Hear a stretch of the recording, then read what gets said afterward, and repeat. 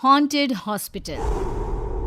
लगता है अब इस अस्पताल को हमेशा के लिए बंद करने का वक्त आ गया है। मगर सर, ये तो आपका ड्रीम प्रोजेक्ट था। आपने कितने प्यार से हॉस्पिटल को चालू किया था, अब आप इसे बंद कर रहे हैं। मेरा ड्रीम लोगों की जान बचाना था, जान लेना नहीं। ये हॉस्पिटल नहीं, अब मुर्दा घर बन चुका है। कोई भी यहां से जिंदा बचकर नहीं जाता। कल ही मुर्दा घर के वॉचमैन और एक पेशेंट की रात को रहस्यमय तरीके से मौत हो गई। आपको क्या लगता है सर, इन सब के पीछे कौन होगा? मुझे पता है इन सब के पीछे किसका हाथ है। मेरे बुरे कर्म ही इस हॉस्पिटल को ले डूबे। गिरधर और संजय, दो दोस्त, देर रात को मूवी देखकर लौट रहे थे। दोनों ने काफी ड्रिंक कर रखी थी और इसी कारण गाड़ी चलाने में दिक्कत हो रही थी। मगर फिर भी दोनों जैसे तैसे गाड़ी को चला रहे थे। तभी अचानक एक स्पीड ब्रेकर पर उनसे गाड़ी संभली नहीं और गाड़ी एक पेड़ से टकरा गई। गिरधर को तो कुछ नहीं हुआ, मगर ड्राइविंग सीट पर बैठे संजय को काफी चोट आई। इस एक्सीडेंट के कारण गिरधर का शराब का नशा उतर गया। वो मदद के लिए लोगों को ढूंढने लगा, मगर कोई नजर नहीं आया। उसने जैसे तैसे गिरधर को कार से बाहर निकाला और हॉस्पिटल की तलाश करने लगा। कुछ दूर उसे कंधे पर रखकर चला ही था कि उसे एक हॉस्पिटल नजर आया। बाहर से हॉस्पिटल कुछ पुराना सा लग रहा था, मगर अभी इमरजेंसी थी, इसलिए संजय ने गिरधर को वहीं ले जाना ठीक समझा। गिरधर, तुम्हें कुछ नहीं होगा। देखो देखो, हम लोग अभी हॉस्पिटल पहुंच जाएंगे। हैं? देखो देखो, सामने ही हॉस्पिटल है। हॉस्पिटल का अंदर का नजारा देखकर उन दोनों को बहुत हैरानी हुई, क्योंकि हॉस्पिटल बाहर से जितना पुराना लग रहा था, अंदर से उतना ही व्यवस्थित और सुसज्जित था। लग ही नहीं रहा था कि ये कोई पुराना हॉस्पिटल है। एक टेबल पर गिरधर को बिठाकर संजय डॉक्टर की तलाश करता है, मगर डॉक्टर उसे कहीं भी नजर नहीं आता। सब जगह पेशेंट ही घूम रहे थे। पेशेंट भी मामूली पेशेंट नहीं, किसी के हाथ पर ड्रिप चढ़ रही थी तो कोई अपने शरीर पर खुद ही खून रोकने के लिए स्टिच लगा रहा था। अरे कैसा अजीब हॉस्पिटल है। यहाँ इतने सारे पेशेंट हैं, मगर डॉक्टर नजर क्यों नहीं आ रहे हैं? तभी एक पेशेंट आकर संजय के पास खड़ा हो गया। अरे क्यों भाई, इतनी रात को परेशान होकर क्यों घूम रहे हो? कोई तकलीफ है क्या? डॉक्टर की तलाश कर रहा हूँ। मेरे दोस्त का एक्सीडेंट हो गया है, सिर से बहुत खून बह रहा है। मरहम पट्टी करने के लिए डॉक्टर की जरूरत है मुझे। डॉक्टर की क्या जरूरत है? मरहम पट्टी तो मैं ही कर दूंगा। पिछले 30 सालों से अपने घाव की ड्रेसिंग मैं ही तो कर रहा हूँ। कहते हुए पेशेंट पेट पर अपना घाव दिखाता है। संजय को लगता है कि शायद तकलीफ के कारण उसकी दिमागी हालत ठीक नहीं है। वो बिना कुछ बोले वहां से हट जाता है। तभी उसे नर्स नजर आती है। वो भागकर उसके पास जाता है। सिस्टर, मैं काफी देर से आपको तलाश कर रहा था। बाहर बेंच पर मेरा दोस्त है, उसके सर पर काफी चोट लगी है, उसका खून बह रहा है।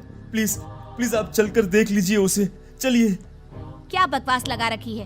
एक छोटे से सिर की चोट के लिए मैं तुम्हारी कोई मदद नहीं कर सकती। मुझे अभी ऑपरेशन थिएटर में जाना है, वहां पर जरूरी ऑपरेशन होना है। हमें पेशेंट की किडनी निकालनी है ताकि हम उसे बेच सके। तुम्हारे दोस्त को किडनी की जरूरत हो तो बता दो। बोलते हुए वो नर्स जोर से हंसने लगी। नर्स की बात सुनकर संजय बहुत डर गया। वो भागकर अपने दोस्त के पास आया तो गिरधर वहां पर नहीं था। गिरधर, अरे गिरधर, कहाँ हो तुम? ओह गॉड, वैसे ही हॉस्पिटल कम मेंटल असाइलमेंट ज्यादा नजर आता है, और ऐसे में ये गिरधर कहाँ चला गया? संजय गिरधर को ढूंढ रहा था कि अचानक उसकी चीखने की आवाज सुनी। संजय उस आवाज की ओर बढ़ने लगा। कुछ लोग गिरधर को एक ऑपरेशन थिएटर में ले जा रहे थे। बड़े दिनों के बाद कोई जिंदा इंसान हाथ लगा है। आज तो इसका दिल, गुर्दा, किडनी सब कुछ निकाल लेंगे। मगर पहले ही कह देते हैं, दिल मेरा होगा, क्योंकि ये तो बड़ा ही हैंडसम मुंडा है। मर चुकी हो, मगर अभी भी लड़कों का दिल चाहिए। सभी लोग बहुत जोर से हंसने लगे। उनके हंसने की आवाज संजय के दिल में और डर पैदा कर रही थी। संजय भागकर गिरधर को छुड़ाने लगा तो नर्स एक खतरनाक चुड़ैल में बदल गई। हमारे बीच मत आओ, वरना मारे जाओगे। भाग जाओ यहाँ से। अरे क्यों भाग जाओ? हाँ? आज का दिन तो बहुत अच्छा है। एक दिन में 2-2 शिकार। बहुत मजा आएगा ताजा ताजा खून पीने में। कहते हुए वार्ड बॉय भी एक जली हुई लाश में बदल गया। उसके पूरे शरीर पर छाले पड़े हुए थे। वो संजय की ओर बढ़ने लगा। हॉस्पिटल गिरधर और संजय दोनों की चीख से गूंज उठा। अगली सुबह उस रोड पर से निकलने वाले एक शख्स ने हॉस्पिटल के बाहर 2 इंसानों की लाश देखी तो उसने तुरंत पुलिस थाने में खबर करी। पुलिस स्टेशन में अभी नए नए इंस्पेक्टर का तबादला हुआ था। उसे इस हॉस्पिटल के बारे में कुछ भी नहीं पता था। हवलदार, लाश बड़ी ही बुरी हालत में है। हमें पता लगाना होगा किसने इतनी बुरी तरह से इन दोनों इंसानों को मारा है। इंस्पेक्टर साहब, पता लगा कर क्या करेंगे आप? मरे हुए इंसानों को कौन सजा दे सकता है? क्या कहना क्या चाहते हो तुम? साहब, लगता है ये दोनों इस इलाके के नहीं हैं, तभी इस भूतिया हॉस्पिटल के शिकार हो गए। भूतिया हॉस्पिटल मतलब क्या कहना चाहते हो तुम? साफ साफ कहो मुझसे। साहब, बहुत पहले डॉक्टर साहब मुंबई से पढ़कर यहाँ आए थे। उन्होंने यहाँ पर गांव में हॉस्पिटल खोला तो सब लोग बहुत खुश हो गए। चलो, गांव की कुछ उन्नति तो हुई, मगर डॉक्टर साहब के मन में गांव की उन्नति से ज्यादा खुद की उन्नति का विचार था। वे गांव के भोले भाले लोगों को इलाज के नाम पर ठगने लगे थे। इलाज के नाम पर ठगने लगे थे मतलब क्या? मतलब ये साहब कि गांव के लोग इलाज कराने जाते थे और बीमार होकर आते थे। डॉक्टर साहब मानव अंग की तस्करी करते थे। गांव के लोगों को गलत बीमारी की जानकारी देकर ऑपरेशन के लिए उन्हें मजबूर करते थे और उनके अंग निकाल लेते थे। एक बार शहर के कुछ पढ़े लिखे लोगों ने डॉक्टर का पर्दाफाश कर दिया। उन लोगों के कारण जब गांव के लोगों को इसके बारे में पता चला तो वह लोग बहुत नाराज हो गए और उन्होंने डॉक्टर को जिंदा जलाने के लिए उन्हीं के अस्पताल में आग लगा दी। गुस्से में गांव वालों ने यह भी नहीं देखा कि हॉस्पिटल के अंदर मरीज भी हैं। कई बेगुनाह उस आगजनी में मारे गए, मगर डॉक्टर बच गए थे। उन्होंने इंश्योरेंस की अमाउंट से हॉस्पिटल रिनोवेट करवा लिया था, मगर असमय लोगों के काल कलवित होने के कारण यह जगह शापित हो गई और उसके बाद अक्सर यहाँ पर लोगों की आत्मा को भटकते हुए देखा गया। कई सारे पेशेंट और अनजान मुसाफिर उन आत्माओं के शिकार हुए हैं।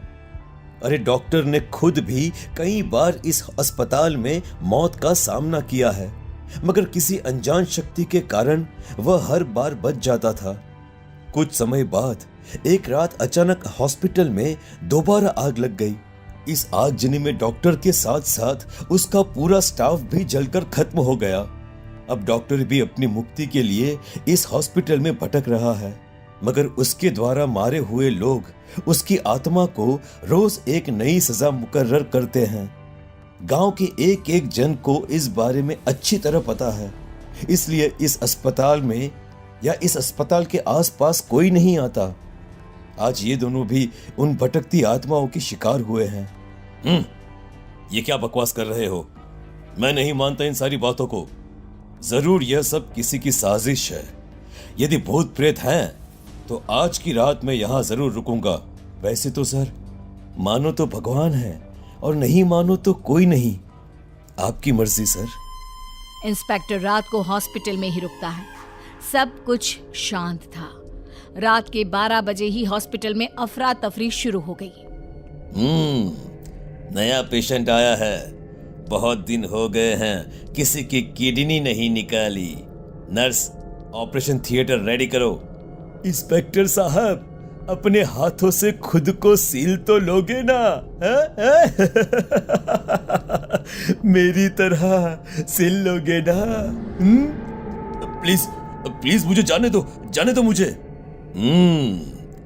आए तो थे तुम तुम्हारी मर्जी से, लेकिन अब जाओगे हमारी मर्जी से। क्यों? कहते हुए डॉक्टर अपने बड़े बड़े नाखूनों से ही इंस्पेक्टर का दिल और शरीर के दूसरे भाग निकालकर चबा रहा था।